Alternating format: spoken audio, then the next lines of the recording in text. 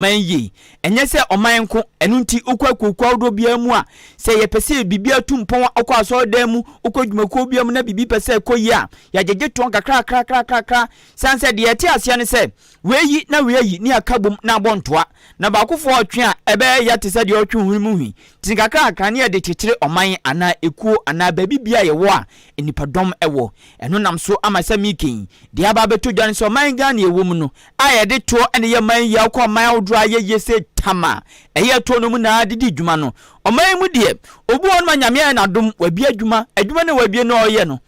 onfa enkrata enka ho ana aban mu no yenim no enso oye adwuma ena oye adwuma gusa aban ni nya no so mfa so bia eno nam so masamikin Ministry of the Interior ene Ghana Police Service aka bom twetwe ti sa akrafo mo kotwe ena wo maka bom ade mo babeni wo mo chese sa nwumako ni nyina wo mo de omani bedi omachi papa anopa wi anwumre abribia sa de be ya wo a wo ya adwuma wo ya no kuntru ase na oman ni nya so mfa so bia no wo ma hwe ade hu dwuma kama finchim kasama former Ministry of Interior Owura Zakari Musa edituja chese dwumadi wo ma frase dada na no panima abosome atwam ya ne da etoso adwunum na ye ukuada e wa fimpinu ne adwunum yensa ene mu frase edi sa dwumadi ne hihye so na wo mu tunwa na mo di sa dwuma we pan sa de be ya onipa obi adwuma wo Ghana na oye adwuma na emfa mra kwan so na aban ne nyan so mfa so bia no wo matumi ahwe edi hu dwuma sa de bia wo ye adwuma no aban no ana oman ne benya so mfa so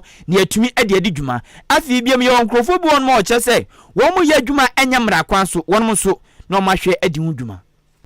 The data of the ministry shows that the licensing regime of the operators has declined, and we also observe that we have a number of key cutting and private security organizations in the country. So decline in the licensing and then increase in the operations. So which shows that some are doing without licensing. This tells you that it is right for us to let the public and even the operators know that you cannot do that without recourse to the ministry. We need to regulate the way they go about it. It's your business. If we had not gone on this exercise or were not doing it, we wouldn't have known that some are operating without a license. So the monitoring exercise is very important. In every sphere of life or business, there's a time that you need to do some kind of evaluation to see whether things are going on well or not. Enoti Owura Zakari esande to so kan biem se obi nso onoma wa license na adwuma oye no wa license kama nanso ewu ye no ombeso be renew license no menya krangum na ampam menya krangum no aye mfie num no license na adwuma na oye no aban mu ye nim se wa license a o tua bibidi ama oman no na onye bibisa enu Owura Zakari kire se wa wonso ya adwuma o license ewu no ko renew ana mo nso mo ni bi kra mo ya adwuma no mo license se de be ya asotwe bia ma mo so sa anya sa asotwe aba no achinkuro yi. So the monitoring exercise is actually helping us to know that there's a need to do the more of the sensitization and the monitoring to encourage them to come and license their operations. So the ask for the monitoring exercise, I think, is going well and we are okay with it. So we are calling on them to come and do the needful to come and license their operations so that we don't come after them. Onipa moti so Kasiebo Ministry of Interior ono ena ye kasama fo panyini ema asoye no Owura Zakari Musa Jenkwa yanim ewa prem to Akan Kasiebo no emwe kane titinani ana wano ena hwe Ghana batoa ensam so kane electoral commission eye Dr. Kwadwo Aferijan wade sembi atudwa ya wo kire mu se emprempre wakwatena akire no wahunu se nioma bi kwaso papa ewo Ghana abatoɔ ne ho nsenka yemu ho nya batoɔ nko Ghana sani yesi fa bɔ ye bra fa democracy ka bi maminka bi ene de yeka ho nyina ne ho nkro no ba nyina ho no wahunu pa hunu sa enioma nkoyie enu ntinya de so wo ka ne nsa hye de dabri famu ho atena se abɔ ne to be bo ne pampese ya wo wonka hwe ti wo ka de akere Ghana fo se mprempre yan sori waka papa na asoya hudro bi ewo krom hanu se ya ekomu dwumadie ne se ko mbeboa ma ka bi ma minka bi amamuo na ye buo no ye behu ni papam enkofo bi asoya bi asade de senka abatoɔ bia mu no ye behunu nkunimdie ye behunu se o menteme ho ase bia mpie nanso wase democracy ewura mu abatoɔ bia bekoso awie no bete ena me na mpene so ena ye mekoso Supreme Court ena eti akasa de doso ye beto abia awie no ubehu se nkonfo bi besore senya opposition ade omote so no beka se da bi ye ntiase ade ko Supreme Court wo se ba bi ye kwa akwaduro no ba bi democracy ene Ghana mamra na ye kuram wodi ye kwa akwaduro no eni kwa se ye koso ato aba na ye nya nkonfo bi ya wo mu nwinwi nkonfo bi sabe wo beka se ye ntiase wo se ye hwe ye papa na asoya wonom ene hwe abato senka ye so womade tutuom womu dwumadi ahudro womu diemu ano ebetimi aboa kwa wiese ebeto abawie no obi abetimi atene ho ase wose ewiase se wunyi na sabe wadwe ne nsonso anyi na wontoto ye nu ye ho krase ye ko democracy kabi maminka bia mambuomu ene endra da na ye constitution day enu nti womu de akasa ho nkyerɛkyerɛ bi ahyehye so won krampupuni matabu ha owura Dr. Kwadwo Farija kwogida simpie ne apaso ede sansem wetu dwa na woto ade nsam so wo ba mane akyerɛ mu ya wo ba mu se emprebre Ghana ha yete no kyese ohia no an ye gusu tim dadada titile no ye ntimi mfiri mu okɔ asikam kakra de bia na GDP ya beke kansa nwonwonyan nanso na Ghana gusu a wantwatwade ya sinkonfo anya adwuma nyo ya se wa man no egusu si apene enti wo se empanifo adi o matuatua adwumadi ahodro no asoasoa ahodro no ya wa democracy ya constitution ya kuramu wa cha enti ye ntimi nya adwemu fofore bia ya ebetimi adi asasa Ghana tebia ya ewomu na ya kwotebia papa mu ana enti wo se empanifo ani animfo adi oman animu no wa mo nsore nya adwuma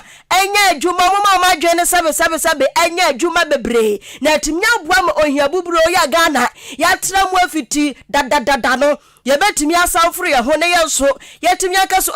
enanu adane ye ya babi na da bia tie ABC ni mu saade anya de se ebabu anti wosera pa empanifu adi wa menso ehwe ne enkonkan na wo mo adwene no enkaka wo ho se Ghana ye kachi ewo mpuntu nsemu ho Dr. Afarija to ane sabso wa kasa ho na se asa so di tu dwabiem ya no wo kire mu se democracy ya bamu ya de yon sign yesu ba sign subanya ye wo mu dadadadadadada no tintiniti dadada no ya sign democracy bremu ni ya wona kwabra ne kobuza nso chale ya kwan ya nyayo wase momonya ya monkwankwa ya maade wase ya bra bonse sign ye wo democracy ewom so obi atimi kira na dwendie nanso wose yehu anioma foforo bi na Ghana fo ahunu sampa democracy ni amamra no a yedi ye adwuma no ekoso wa ye adwuma sane se ene sane fata ne kurakura mu odi tudwa ya no wo baba ne echebu se afi Ghana mamra na yedi di dwuma kuro ma se de hia sanfro mu ewo sampanifo tena se to omobo ase na anioma bi won ma yetitile ayetwam kabi ewo mu anyina da wamu sesan wotom na yentimi enfri dadani mu nkofufrom kakra wose nyoma bebrenu ana ehihye 1992 constitution ni mu a ambua Ghana sa breni akwawie so ayete enu timpanifo anya mirikatuo anya kofasho kwanso anya chechenchere twan na ebo mto omobo ase na empanifo adi kuro so wonhwe se constitution ye beye mu nsachaye kakra na timi aboa. There are clear signs of deconsolidation of our democracy. Over the years, we have become poorer as a nation and as a people, due mainly to pervasive corruption, particularly in the public sector. Unfortunately, some of our key institutions are becoming institutions of dubious integrity. Increasingly, candidates who lose elections are alleging manipulation and refusing to accept the results. By and large, we have not been able to diffuse the principles of democratic behavior widely into our society. And there is a general lack of predictability in social life, which is a disincentive for proper behavior. Some people will say that these are perceived and not real ailments of our democracy, but that doesn't change the picture at all. Nipa utini kane no ono anaya abatu okwa bisa wo krom ha. Former chairman the Electoral Commission, Dr. Aferi Kwadwo Jan. Abato eyade akọ ekuo biamu a yema kwan to na abano so yeto ye mawia bom ena yade bi so ema obia hoto no akye na adwen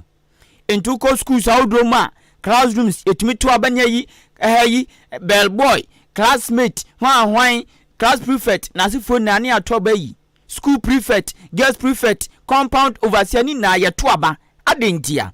chese ewso obia akye na adwen ebia APB BPA na yama kwan se obia nkoto na ba na aba no so ekoto no so obi hu de obi che na adwen afa sade bi ombetumi ayi kandini a omafo ni na enije no ho sa pepepe na ade ko manmu ananyumekuo mu ane miamia odo bebre abato edi dwuma na Ghana afue ya afia omanmu ni na onipo onya finsha dun watwe bia sabi na adwumu nka no nya wo man na nam kwan wa ka akọ no mata na pempem pa ma boso opa abra ubanso na odimirika udi na chinzo na ese okra ochin no enya za angofon bi je na dwumu do fine abibia sisi correct ye na ebeto santin won logo la akoto aba ayi mrahye bje fiefo asanso ayi mampani na afuwe yi afibia abato ehunnuama edoso pa ewum eno nam so ma oba Ghana anum se ya ye wokuo bi nso a ade bi aban ede baba ana ade bi aban ye ana ade bi aban pese ode ba no wo mu na bon de ro chirechirem se de be ya Ghana fo be tiase ne wo mahu ade kropotia etua saa ade ne mu eye National Commission for Civic Education ye twene tiafen NCCE wo mu na obo no ma chance de asa 5 na etua ho no kama wo mu na bode ro e wo man mu chairperson Emma NCC e wo man mu ayo owura yire Kathleen Adi ma media tudwa kire se oman Ghana ye wo mi obesre pa se obo Ghana fo ni na kokose yentwe ho free se o ye ba beto aba bonse nipa na opretumi no amanyoni na opretumi no na okofa sika na ode abra oje na toma me ma me Kathleen se eye suba bone enye ne ye pa eye bonsam nioma papa enti yanhwantwe ho free ho Mame Kathleen ka chama nyofo se so ya manyoni na okokopetumi anadibere ewo baabi na sa wo fa bato so na akwa eni kwan so osesesika eni kwan so otwen se ebredu a midiska akwa kosho binsa to aba mame Kathleen se nye ne ye papa nye suban pa enti yanhwe ne nyai de enti a okasa ne se osese ye kwakotwo aba na obi tam sika de ama obi ye to abato no ose ye ne ye bi a eha ye kabimam kabi no papa yesi ye okabimam kabi amamuom kabam kabi amamum democracy osisi ya saade na ehano pa endisi ya bese kabam kabi amamoni ya kono na etokoso na botai nti a yede kabam kabi ebu oman ya bese ma Ghana eyeye ya bese atutu Ghana ya kwani nananka ya ye suku saudro nanka ni na ya kama ene ya uba network na ya adwuma bibibia na didem prom no osidi ye die nya de betumi de sa kabam kabi no aye adwuma ma na yeye enya de nso bebo kabam kabi no enu nti otwa amanyofoni na fukrenkren tu krankran say sika ye tam de to aba no yenhwe nyai so obi kwa akoto aba no amomo sika de ahye koto na beje wan to amemfa ma ho nipa nso tu yebu on metume de ma osiwe lol fair nipa nso aboabo ena ebi okoto aba no oda ni ama no lol fair 5 million na no fu player na se den ni de ahye ne sa eseje ko etima men Kathleen se sanuma weni na no enye suban pa ya ebebo Ghana kabam kabi amamu no oto ne nsem so opimba nanim na osan kire se eyade bi a NCC fo ahyase ebon dewru afi atwa mu mpo na mo hyase bon dewru kire se enya de papa nti Ghana fo ni na mo so pa se giska koto obama me no eyade a hunsunsuanso bebre na de ba enti yanhwe entwe ho envanfri sanumanum osan ne ntone nsem so na o se ebiem afi so se tokoso ye saade na ebe ha adwen na nkwose nkansa kare kakra ba na so afie atwam ya wo moto aba bi wo Ghana anum sei ekokwa odro NPP ni NDC to aba bi na saa abato na ekoso no ene ne bi a omanfo bi dan na di se de omudi sika wurawuram ni nti ema o haw na nka wo mu ko atia no esan aginsem ema ne be ya asem kese maame Kathleen eto ne nsem so no sei se etokoso ya saa de na se Ghana kabam ka bi amemu no esan so eha nipa bi a oye Ghana ni a owakoma ewo kro bi ho owakoma ewo mansini bi ho owakoma ewo Ghana man no ho owakoma ewo electoral area bi ho pese oba be kandini na oboa de nanimonyam ene nakoma pa no eboa san peso aso no bonsa fisika sikanti na nipa kro no atwena san oni bi na atwena san na fi nipa onim hute ne ediskane atoma no abetena so no aye otosom no aye otosom aso obi okohwe aduane ni ama no aye koso no oteso ono nso ntumi nya adwuma ade nti asikanti no aba abaji akonya no maame Kathleen se no nso enya de pa ode ne kasa aba na wiye no se yetu momonefo ne yetu agina mo nsofo ose amanyofo no ma Ghana fo sika se monje na monto abamayen ose saade no nso ono nso utu Ghana fo se Ghana fo nso yenya se eya me wan fo sika ma me nto ese de akwakoye emrane kura ye beto aba obi ninam no okeka okano fofofo te se de otopio water me wantuamento wantuamento papa we wantuamento kura na abaje sei maji sei na deda na no de nam entima me Kathleen say yensu enya say ya ye sika ana ye gina sika so say mo am sika ye nto no osia no su enya enya ne papa. Maybe the politicians started this trend, giving handouts here and there. But today, as we speak, we also know that the citizens actively demand money to vote. That is the truth. So it is not just a politician's problem. It is all of us our problem. It is a problem that we have to deal with. It is a canker that we must work to remove from our society, because now it has become part of the political culture. Every political season is called a cocoa season, a harvest season. This is our time and all of that. Why? Because from the point of view of citizens, this is also time for them to exert maximum pressure and demand from politicians. Onipa mochi so akase oye chairperson Emma National Commission for Civic Education NCCE Owura Yere Kathleen Adi. Ebusia chere wadwin 0533898915 0533898915 Ode wadwen chere bebe kenkan ede ama mindi dwa kakra neja yento aso Marshall Beauty and Training Center se mprempren ya ye kasei oyo ba enhance your beauty ma wa ho ofe no anya media ma ono ho di chese yipie pa na enya kama enya fe pa jije me wo Center Gates ni wo tem bia ye ka jije aho na ho fa ni nye enya fine jije wati ase na chese wo nam a hu se obey hu ofe obey hu twa sa de obey hu twa sa ni hu twa no de mete kra na mawu ai ni hu tho hu ofe eti wig the wig is wig ya bebe ya nkofu mai kan kabi 2024 ni ya wura mu no kabi na wa so ya pensere uyo obe man so a the wig is wig no ma yirin kabi fa ne kwa ma sha ho na wig ahia tuya ni enya wig fine emfa no afen so no eba no etire ne bona nkasa so a rasta obebo konwuro obebo not less de chese tire bia obeye ediama ba no makeup nso a saudi ko program ase se wa na wo ye obedi nto obi pese ye chu kama o pese ka se ye chu de your wedding engagement ya ni nyina engagement makeup ho ene ya wedding makeup ho na se wonimu a obeye no fusiri bia ma obo se de omomu invite no abeje wo shine esrew commercial ho booking no na wo wedding ye ebubo be ombetwu kama emfa ma ukoye birthday shoot yesi afufufuro emu nkofo birthday to atoaso nkofo wo ebeye shoot ni ade mesrew a commercial ho nyaka chance o mi ye shoot obemma makeup nice one na ni product ya papa so ti uye makeup ni ehohora mesrew a chimato bia nim pimples bi nkogu mfifiri sawa bi ankogu na nso oban bi akwayew sense o use product papa ni aba no pedicure ni manicure nso a obeye ma wan hu say yes onamrom unanti no wo chese wo twitwiwa kapa ahehye o mowre de ama de efe na wo pese osua nso ade mbobọ so iko na oncho na nimu tepa onipa na nimu te de okere wade ahu ne ntem ti komada masha ho na wonkyere wadwuma na nsunya bi ekura na ja madam ya yefrefre ya freubi kama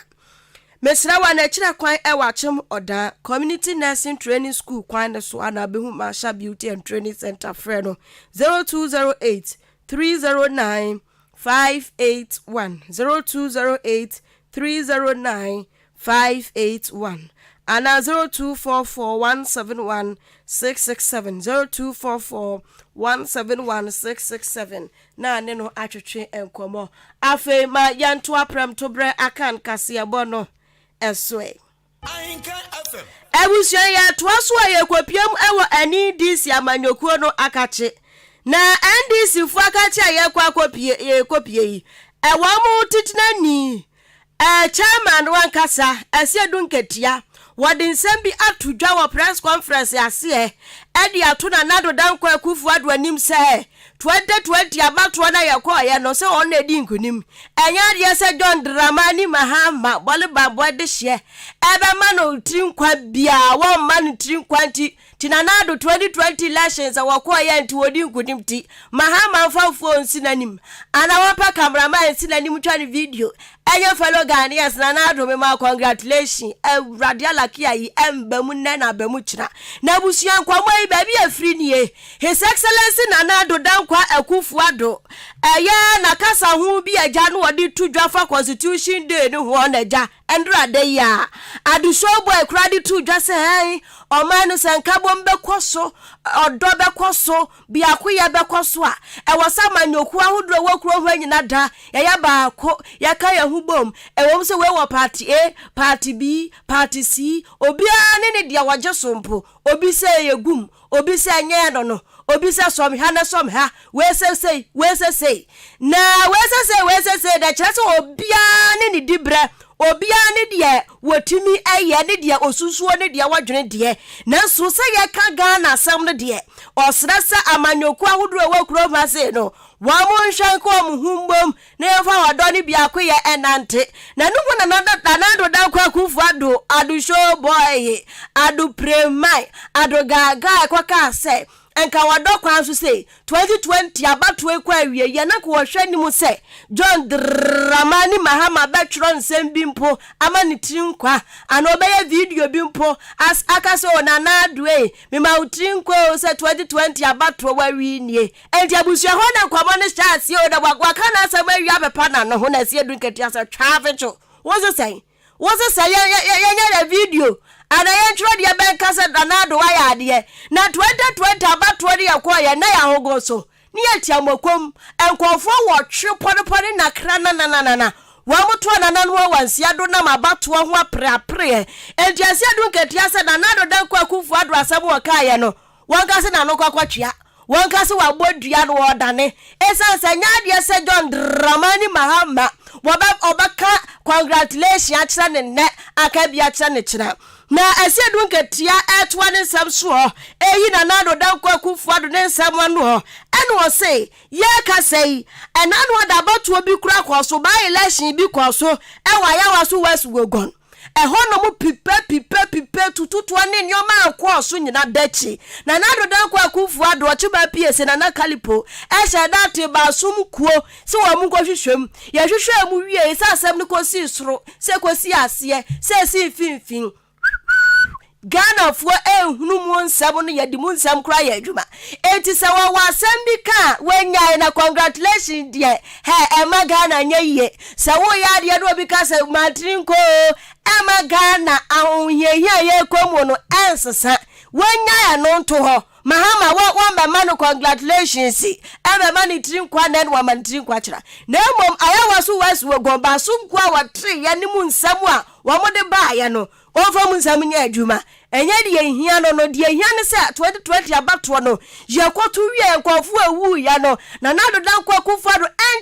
nuhu bia won kire so oh mewura ho 2020 abato no po ekoya no enipa se na hwere wa monkwa na na do nyaye na wonya nkire nuhu a mahama ebe ma utri nkwa de se de benti ene ase adunketia bobọ mia huduro bia abato na nkoso ahogo so ewo 2020 abato ni mu kire se sa ho ni nyina da ankonkonko pacho ankan kire sa afo ni nyina da so mu nipa hwehwere wa monkwa wa mo pacho na bibi ankoso se bibi ankoso pa dia se ya to abawie ton 2020 ton 2024 makato na bro na do dan kwaku fado ni dibra no kra wadi akogu ti congratulations ne de wo pa de agede.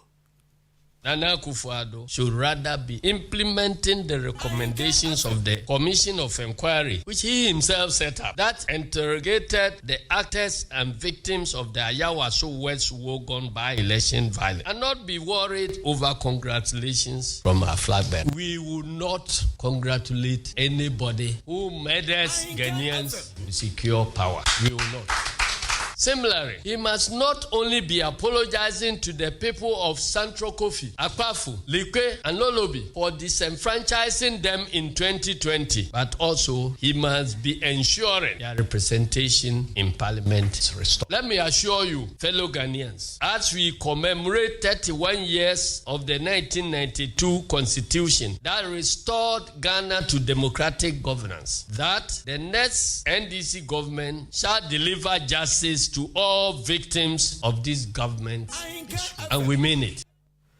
Nipa wutini nke wadona yetitre ni dema National Democratic Congress NDC amanyokono Yewura Johnson asiedu nketia anso hano watu aso biamya no ogirem se Ghana fo kura paabo ho Ghana fo ni so am toto esense no amunim so ebeye yiye na do adu show boy anya bia one village one dam ebeba adwuma bebusu se jiridi irada eti Ghana fo hu se sa na ye fragadam sa na ye kane sen ensamwa tra kwa no Ghana fo kura bamabu wose MPP fo no nkasa kura no a wamo tai na nado dan kwa Akufo-Addo akire 2020 no ye kasa ko bu sam de mic tuetu ma no bu sam se hu ni sen a won mekasa fa mic no kwa akire na nado dan kwa Akufo-Addo amwa wo mo enti wo se ye kasa MPP fo no ankasa kura pa ba enti wamo pen ene pepanto ho wamo ntrotro letter ahodura wamo de magara fo bye esa se 2024 de wo bekọ adakamnam yebesie wamo 6 feet. We believe that no power, no organized enemy, however, no organized army, however powerful it is, can defeat an organized and determined people struggling for their freedom. Truth is, Ghanaians have already abandoned the MPP and their followers. Therefore, the MPP ministers, the wisest thing to do now is to start preparing your handing over note.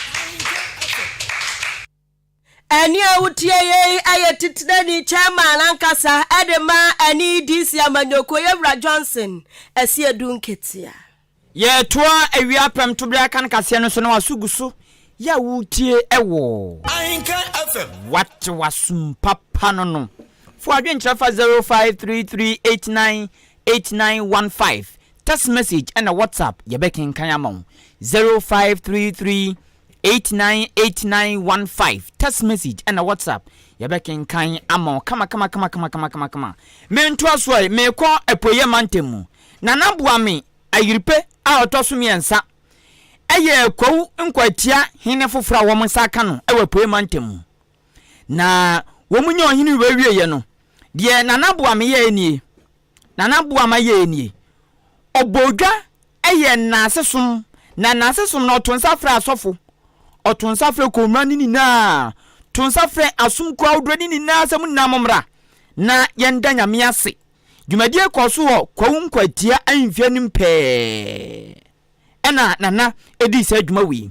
die nchama ne tu sa na mo no ene se okokwa kwatia na manso eba na hinsama wo mu ni hene manso down mu finhia ma akoma kunsia a aburu nsia no mpo konso na eno na nkakra afino masiesie sa manso na ama meken womanya oman hene ewo kwawu nkwatia na naboama ayiripe ya otosom yensa ona sesi obaba ye kwawu nkwatia hene eno nam so enema otu sa na mo sesa sa dia ma memfa nyankopon na asema no nipa bi obo a memfa na asema no ena obo za adwadata na asesom ena omde hyehye so ewo kwawu nkwatia anhimfia nimu pe na abra dwumadie no ekwaso no ananade na no dinsem etudwa na o kire se na ni so de kroma na ayere papa kwankwatia fo ayen na ni so papa ento da wom ni na ase osanso dan so de awodro ya atwa kwankwatia ho ahia ni na ase emu mpenufo tuatua no odo bibia ase ewo ne mo ade obo aye de na wa amoa de na openasem de na openasem odo wom ni na ase afidie yedie ene asomdwe ene odo ena aba esanse kwankwatia anya hene ya sisi asomdwe na aba bro nana eto ne nsem so na o chese obefa sa akunya no so de adesede akwama adehia ewo kwankwatia bepo no so kwawu odetu o manim se sisi na wo manyo hene no obia fa na dwemra de na ota na ti de na onta na ti de na openasem de na openasem muni na muntuni ni nangu nipa so oden une ochana bebon na mumra na munya adwen ba ko sade bia mo beka monsa enema adwen bibia bom na matumi aye adwuma amadachimbi se nchini mamba beto a wo matumi abom dimpa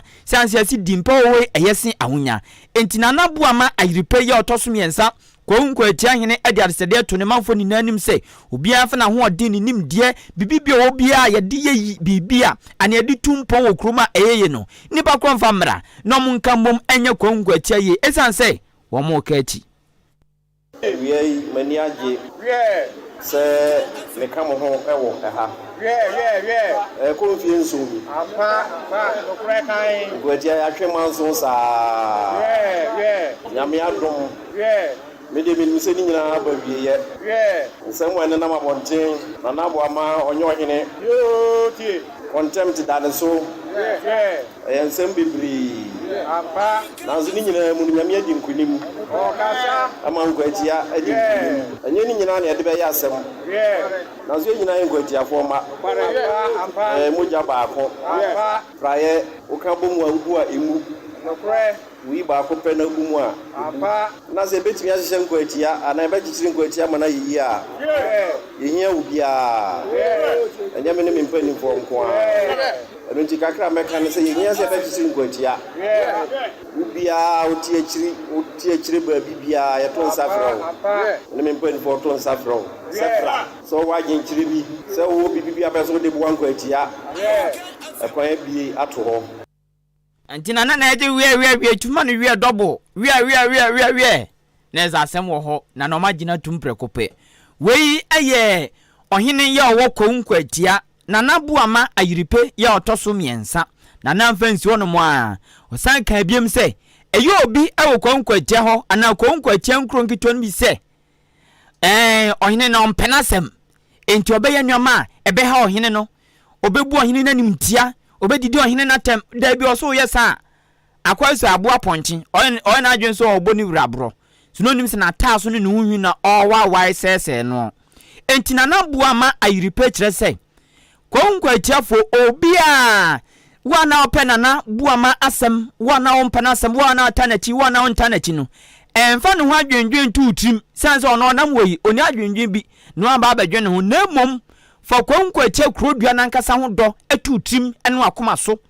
na do kro no enkasa otan na nanti onno kro no osi da bi sa wo tan na nampo a fine oni ha obia na mom fa kro no ho do etu akoma so sa ene bema kro no mpuntu apeja ewum senya kro ni nyina nipa ewum nyina na pe masem eno de bible kro kan se nipa nyina do wo abie enye kro ni nyina na pe masem na mesre se enye me na se so pe masem ese wo pe nkwatia asem na wo do nkwatia isa se nkwatia na nyina yefiri mesre ne abari nyina momo nyina fantu yachi se obi na ye dan so bi na kan dan so bi na sidien me enfari nyina antu yachi ne mwade mi hia se nyina ye de be boa ye ho ene no kware no kware wo ka se mo akire wi a ka no kware wo gina babi ka na nabo mo ho asem a ka no kware ka ne wahunu enkoda ne ko ka bibi fufuru bia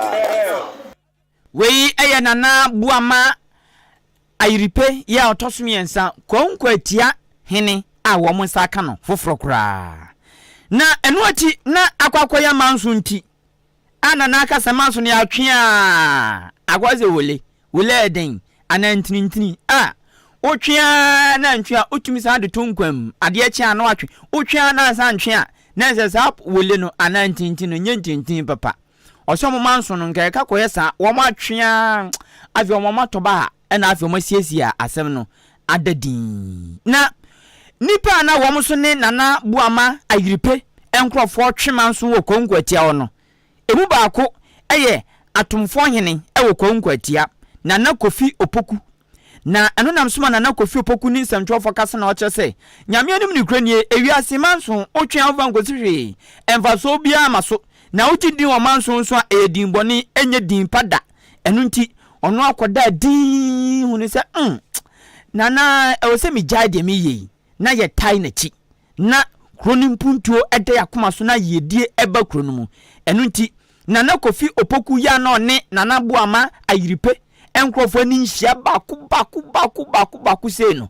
oso koda adwene hudin no ahunu semfa so bia ni sunti sese de ono so eboje nana buama ayiripe oyemfofo krom nsaka no ono so beba agene so sede bia kronim puntuo ene ne yedie ebekoso ofasa akonya no so ede adesede atu kwankwatia ni nanim se obia fa na ho odem na meboa na kwankwatia emfa ne tuma pamfira